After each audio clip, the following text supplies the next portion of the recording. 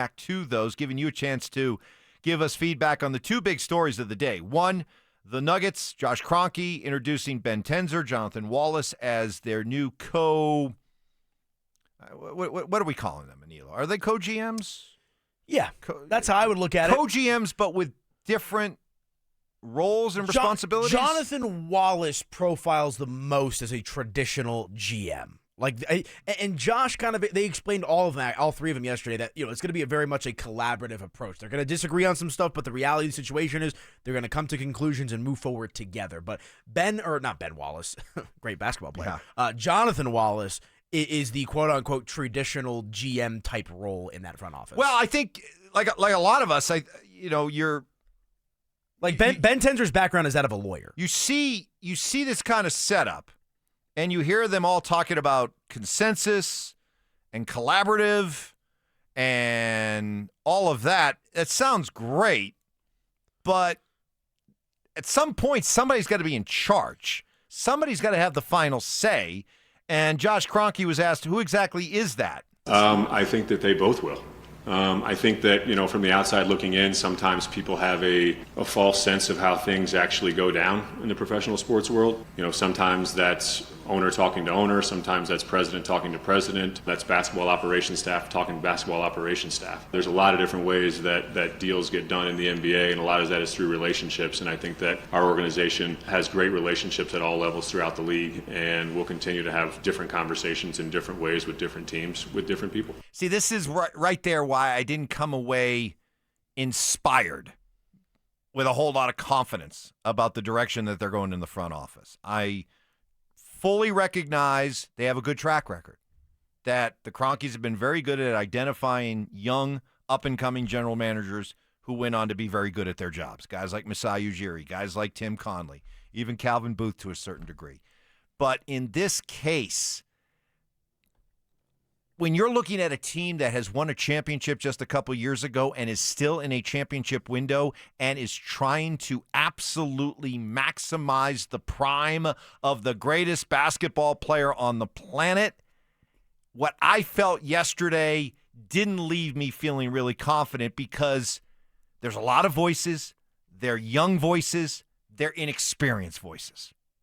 Yeah, and look, Nikola Jokic is so good that he masks virtually all of the issues for the most part, outside of the things that you can see with your own two eyes on the court, that the Denver Nuggets have. Look, and cover your ears, Nuggets fans, if you don't want to hear this. I mean, historically, it's been a poverty franchise. They had the run in the 80s, couldn't get past the Showtime Lakers. You had the run with Carmelo, couldn't get past Kobe's Lakers. It hasn't been until you hit on a generational, soon to potentially be top 10 player in NBA history that you won your first championship in franchise history. And so Nikola is so effective and so impactful that you forget about what this organization was before him. Right.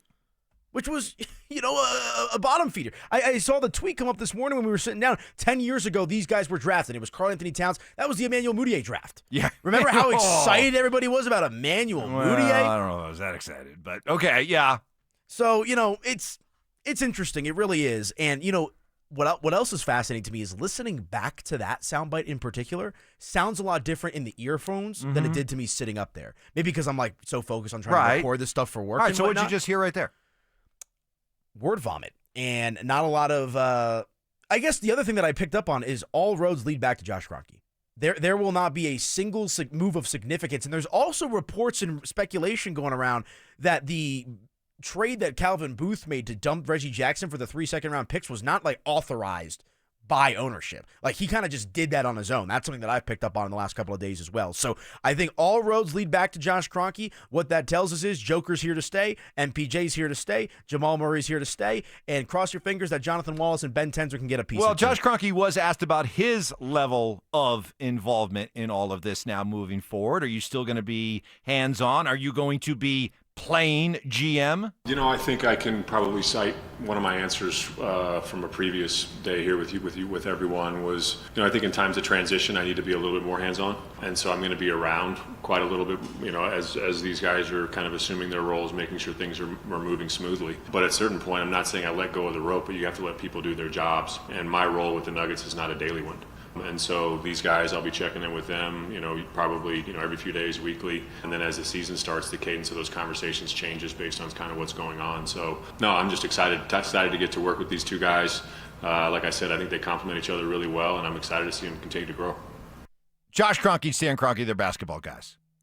They are heavily involved in the basketball. I would agree with what you said earlier. Of all the sports properties they have under their umbrella, the Nuggets is probably the one that means the most to them personally.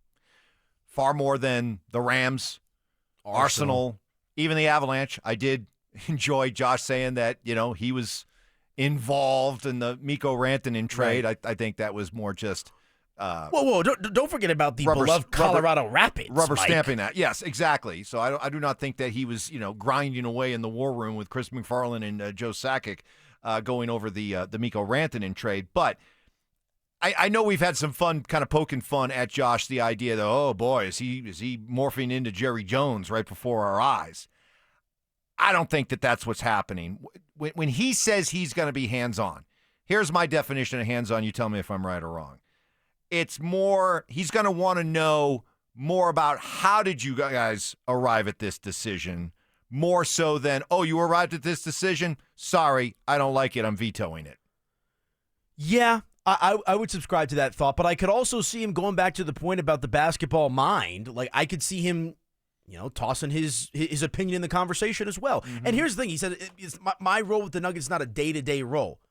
I mean, it was for the last couple of months because of the interim GM situation, but weekly updates, talking daily, or a couple times a week, that's for an owner, that's pretty involved. Yeah, and remember, everything, they've got all those teams that I just mentioned, plus they're getting ready to do that mammoth construction project, development project downtown by Ilitch's. Yeah, hopefully they get a practice facility out of it. And that's going to be time consuming. I mean, that's a decade or more type project that you're signing up for. So this notion that he's going to be, daily hands-on, the real GM behind the curtain with the Nuggets, I have a hard time buying that. So I think it is going to be Ben Tenzer and Jonathan Wallace's show.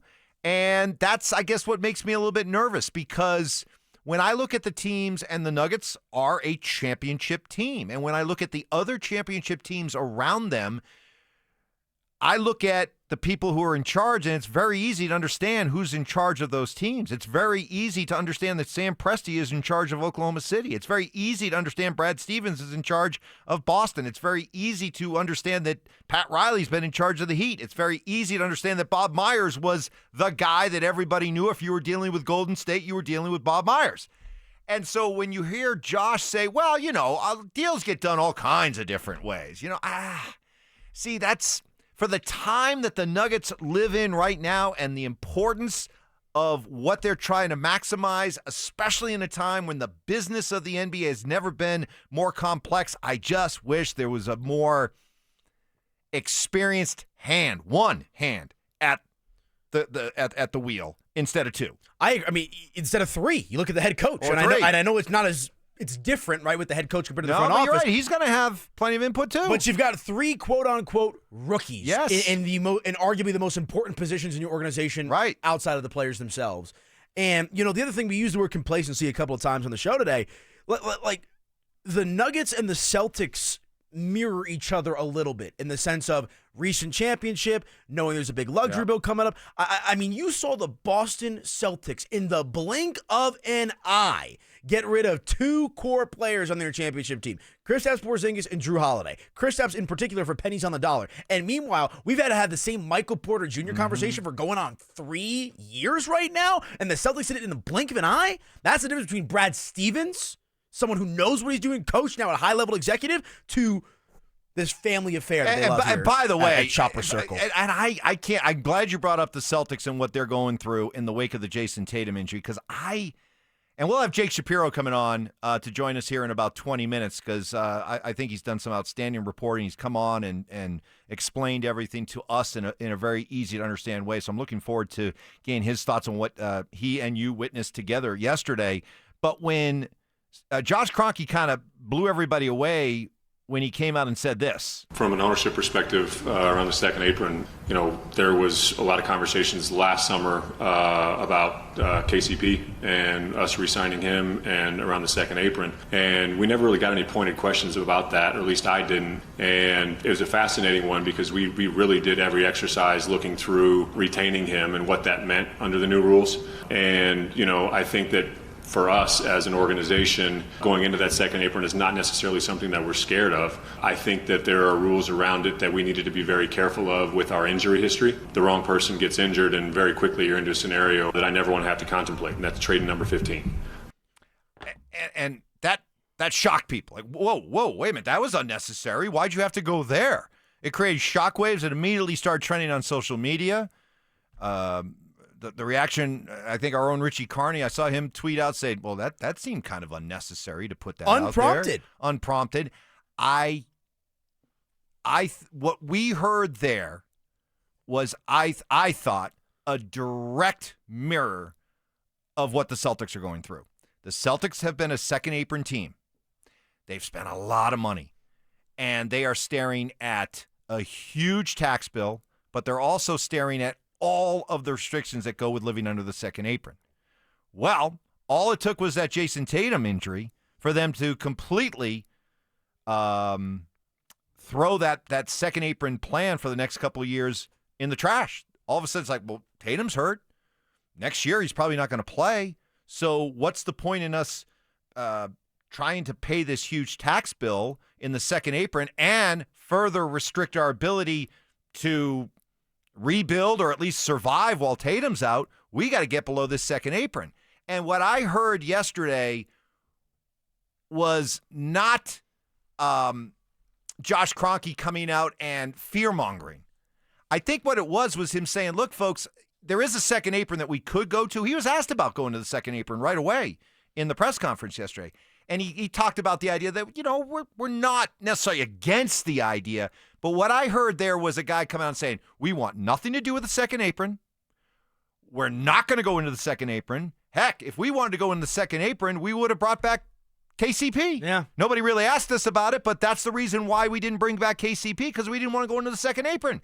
And if ever there was a time to go into the second apron, it was when you just won a championship with a guy beloved as KCP. Why not roll it back? And the fact that they didn't because they wanted to avoid the second apron tells me that what I heard yesterday was, we're not going to be like the Celtics. We're not going to put ourselves into that position in the second apron where if, God forbid, somebody important gets hurt, we find ourselves in a position where we have to dump salary like the Celtics are doing. Now, I thought